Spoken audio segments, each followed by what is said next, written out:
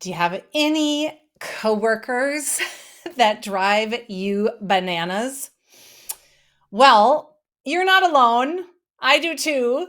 But the question that we are exploring today in our Thoughtfully Fit Thursday isn't your coworkers who are driving you bananas. It's what are the things that you are inadvertently doing that are driving them nuts?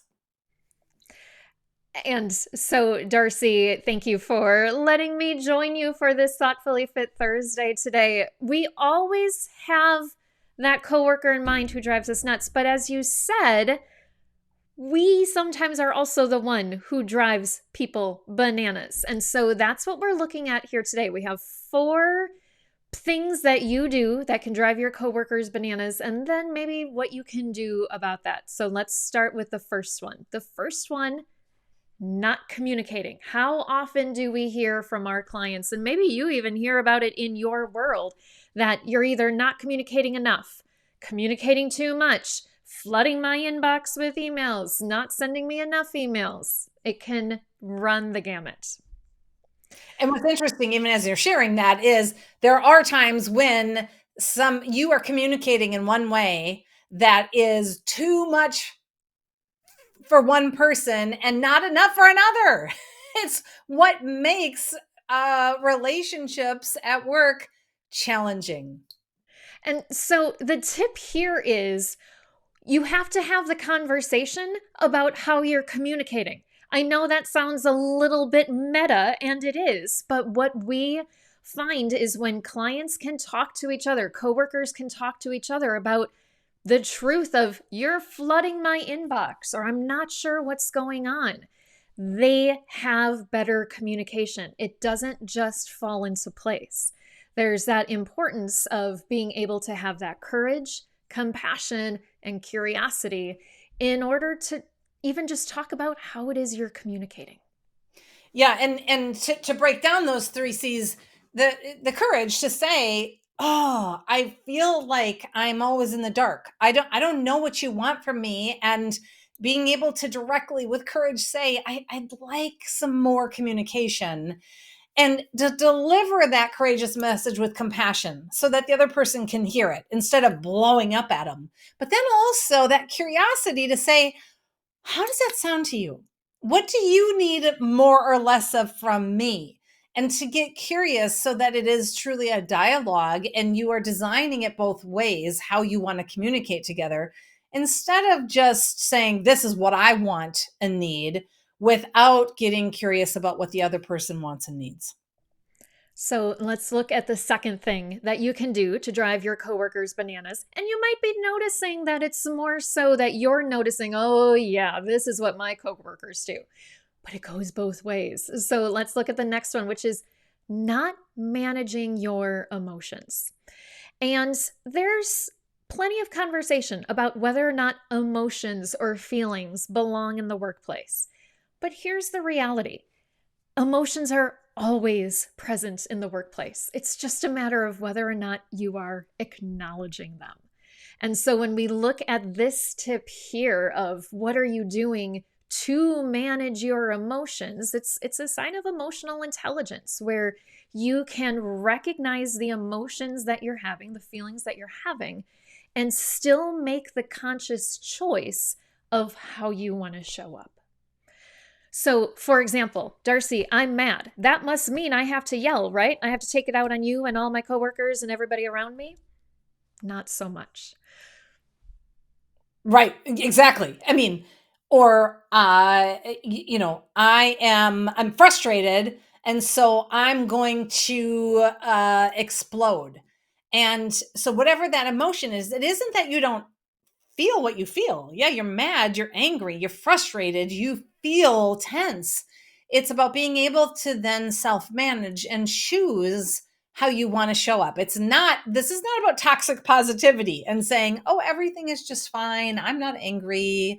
I don't have a right to be frustrated. It's about choosing in the moment how you want to share what you're feeling with the other person.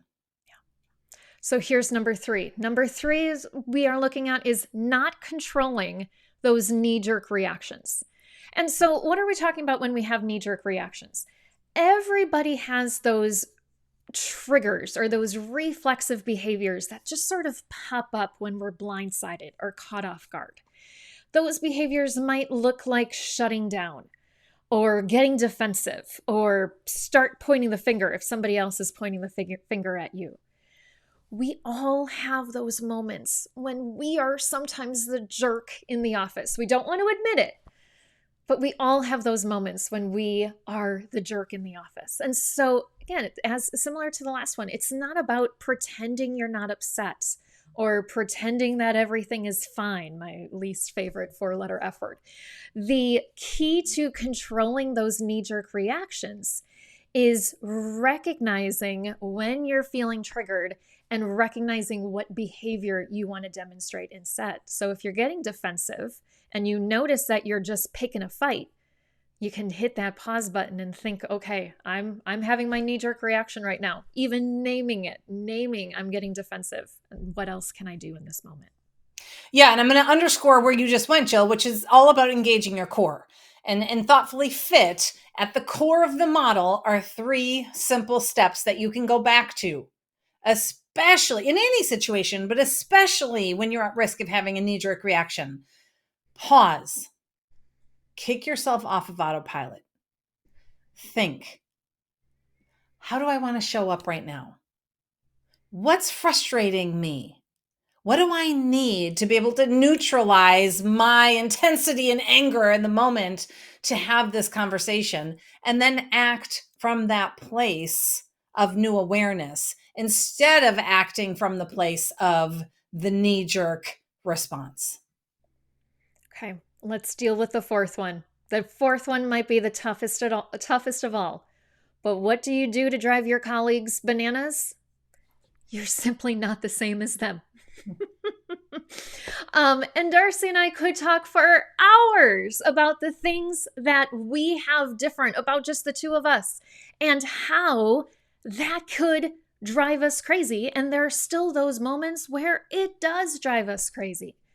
And so the key here is not to try to always be the same, because 1, you're not going to be able to do it. It's like telling somebody who's left-handed to be right-handed. It just doesn't work. And 2, the highest performing teams actually have a variety of styles and strengths. And so you don't want to round off those square edges so everybody can fit into that round hole. What you need to be tackling is how can you leverage those different strengths? How can you recognize those different styles, the things that make you not the same, and not just tolerate them, but figure out how to really leverage and optimize them?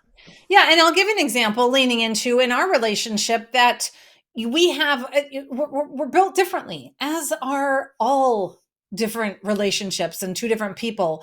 And so Jill loves to work to the deadline, and she gets motivated and charged when that deadline's there. Me working to the deadline, I get really nervous and anxious, and I start to, my performance goes down. Jill's performance goes up. Doesn't mean either of us is right or wrong or better or worse. It's just a different style. So I could just be completely frustrated and angry that Jill doesn't get things done in advance like I try to do. And our relationship would have constant tension and stress. But instead, because we are working hard at creating an environment where we both can thrive in our own unique abilities, what we learned is that we create deadlines for Jill that are early enough that I have time to be able, if we're working on something together, that she'll figure out or, do her part by that deadline that is early enough for me to have plenty of time to be able to look at it and review it and edit it. And it just is something that it works for us. And it's created an atmosphere where we both can thrive in our own ways. But it didn't start that way. No, it didn't start that way. And Darcy, it's such a great example because you could spend your time saying, Jill, you have to be better with the deadlines. Jill, you have to do this and you have to do that. And it would be a constant source of stress. Or if I was telling you, Darcy, just go with the flow, deal with it. I mean, you can see on her face right now, that wouldn't work well either. And so often that's what coworkers do. They spend time debating the merits of which one is better, which one is worse. Those of you who are watching us right now might relate more to Darcy or relate more to me. The more time you spend debating the merits of the different styles, the less time you're spending on figuring out ways to actually get the work done and how to figure out how to work together. And furthermore, what I want to really highlight is this isn't what Jill said earlier. This isn't about me tolerating Jill. I actually love that Jill works a deadline, because when we get a new client that calls and says, "Oh my God, we just had our keynote speaker cancel, and we would love to have you come in 2 weeks." Jill is like, "I'm on it," and she can, like, that deadline, the pressure's on, and man, oh man, I mean, that's one example. There's 100 examples where her unique ability, where I'm like, okay, where do we start? What do we do? She's just on it. And so this isn't even just about tolerating; it's about recognizing that that is a tremendous strength on our team and in our relationship. Yeah. And so if you're thinking about, okay, how can I figure out how to work better with my coworkers? How can us as a team figure out how we can best work together? We want to give you a quick preview of our Intentional Team Player program. This is an online course which is an experience for teams of coworkers to spend time figuring out what are their knee-jerk reactions. What are the quirks that drive each other crazy about you? What are the conversations that you need to be having conversations about? So if you see here on your screen, you're getting a sneak peek of the Intentional Team Player course site. What is involved with this is a variety of lessons that people can take at their own pace. So you can see here this knee-jerk reactions without the jerk. And within each of the lessons, there is... Didn't mean to time it right there, Darcy, but that's true. Sometimes you are the jerk. And so what we have here within this course are videos from Darcy, as well as plays. And so you can see here there's a worksheet about how can you eliminate the jerk. This is just one of a dozen different plays that you and your colleagues can work on and have the conversations together about how you can be a more intentional team player. So if that's something that you're interested, don't hesitate to reach out, leave a comment in the comments here, and we'll get back to you with more information. Yeah, it's a really awesome course. And the cool thing is, if you have people in your organization and on your team, you're going to drive them bananas, and they're going to drive you bananas. It's the one thing we know about our human nature. And so we designed the Intentional Team Player around that premise that who you are is beautiful and it's quirky. And this course allows you to be intentional in how you show up with your team so that you can get better results. So reach out to us if you'd like to know more. We love partnering with teams and organizations. And we thank you for joining us on our Thoughtfully Fit Thursday. We'll see you next time.